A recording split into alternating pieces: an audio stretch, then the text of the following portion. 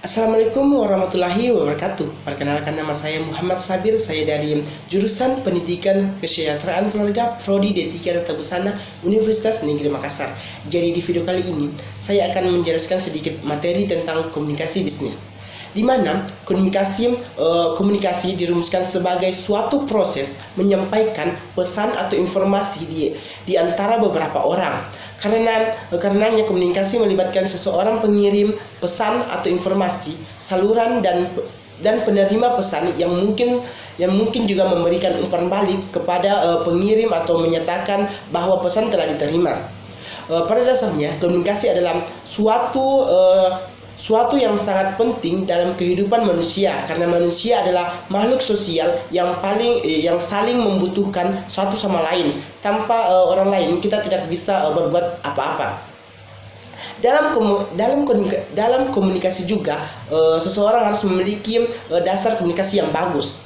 Dan selanjutnya itu tentang korespondensi, di mana korespondensi ini memiliki peran vital dalam kelancaran suatu bisnis. Dengan ilmu korespondensi yang memadai akan menjamin proses surat menyurat secara lancar, sehingga perkembangan bisnis dapat melaju secara cepat dan siap meraup profit secara maksimal dalam menjalankan kegiatan sehari-hari sebuah perusahaan.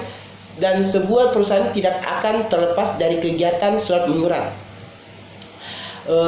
Selanjutnya itu tentang pesan rutin, di mana pengertian pesan rutin itu yaitu pesan yang berkaitan dengan kegiatan bisnis sehari-hari yang berulang, perlu dilakukan atau dijawab secara cepat. Pesan rutin sangat beragam dan dengan menggunakan pendekatan langsung seperti surat masuk, surat keluar, memo yang berisi pesan barang, keluhan, rekomendasi, permintaan informasi, kredit, penawaran, dan masih banyak lagi. Dan pesan rutin umumnya itu pendek dan sederhana.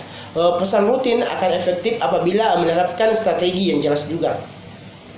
Selanjutnya itu tentang persuasi, di mana persuasi ini merupakan suatu usaha mengubah sikap, kepercayaan atau tindakan audiens untuk mencapai suatu tujuan. Persuasi yang efektif. Jadi untuk mencapai suatu tujuan yang persuasi yang efektif itu adalah kemampuan untuk menyampaikan sesuatu pesan dengan cara membuat audiens, pembaca atau pendengar merasa mempunyai pilihan dan membuat mereka setuju. Selanjutnya itu tentang negosiasi, di mana negosiasi itu merupakan suatu proses komunikasi antara dua pihak yang masing-masing mempunyai tujuan dan sudut pandang mereka sendiri, yang berusaha mencapai kesepakatan yang memuaskan kedua belah pihak mengenai masalah yang sama. Dan salah satu tujuan dari bernegosiasi itu adalah menemukan suatu keputusan atau kesepakatan kedua belah pihak secara adil dan dapat memenuhi harapan dan keinginan kedua belah pihak tersebut. Selanjutnya itu tentang laporan bisnis, di mana laporan bisnis itu merupakan hal yang paling penting yang digunakan dalam suatu perusahaan dan bertujuan untuk membantu manajer perusahaan atau usaha tertentu melihat titik-titik kurang atau lebih dalam perusahaan agar bisa terus berkembang. Dan di dalam laporan bisnis itu ada pendahuluan, isi, dan ada laporan. Ada laporan dan penutup. Dan selanjutnya itu tentang presentasi, di mana presentasi ini adalah penyajian karya tulis ilmiah seseorang di depan forum undangan atau peserta suatu kegiatan berbicara di depan publik atau audiens hadirin dalam rangka mengajukan suatu ide untuk mendapatkan pemahaman atau kesepakatan bersama. Selanjutnya itu tentang pemanfaatan teknologi, di mana dengan kemajuan teknologi yang semakin pesat saat ini, bisa dikatakan teknologi informasi telah memasuki ke segala bidang. Salah satunya adalah bidang bisnis seperti online shop saat ini. Bisnis tanpa adanya pemanfaatan teknologi informasi tidak akan bisa maju dan terancam bangkrut. Banyak pelaku bisnis yang memanfaatkan teknologi informasi untuk mendukung kemajuan bisnis dan mendapatkan keuntungan yang diinginkan. komunikasi bisnis.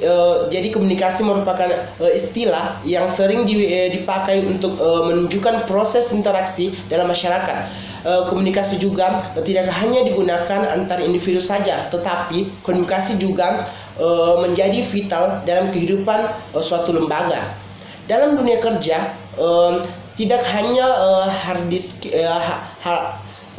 skill, tetapi soft skill dalam berkomunikasi dengan baik sangat dibutuhkan, baik antar karyawan dengan tim maupun karyawan dengan klien.